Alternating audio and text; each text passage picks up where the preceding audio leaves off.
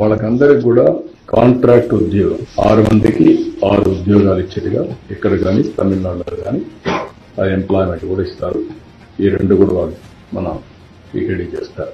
ఇంకొక పక్కన ఇద్దరికి కొంచెం సీరియస్ అయినాయి, దెబ్బలు అయినాయి. వాళ్ళిద్దరికి ఒక్కొక్కరికి 5 లక్షల చొప్పున ఆర్థిక సహాయం చేసి వాళ్ళ ఆరోగ్యం మెరుగయ్యే వరకు ప్రభుత్వ ఖర్చులతోనే మొత్తం చేస్తాం. వాళ్ళకి 5 లక్షల రూపాయలు ఇస్తాం. మిగిలిన వాళ్ళు దగ్గర మీరు చూస్తే ఆ ఇద్దరు కూడా తిమ్మక్క, 2 ఈశ్వరమ్మ 33 మందికి ఇంజురీస్ అయినాయి.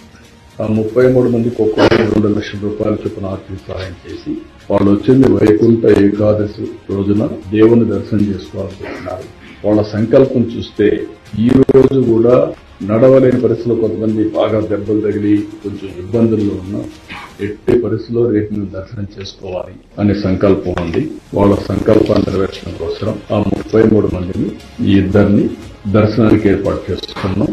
రేపు ప్రత్యేకంగా వాళ్ళకి దర్శనం ఏర్పాటు చేసి మనమే డబ్బులు ఖర్చు పెట్టి వాళ్ళ ఊర్లో వాళ్ళని చేర్చే బాధ్యత కూడా తీసుకుంటాం.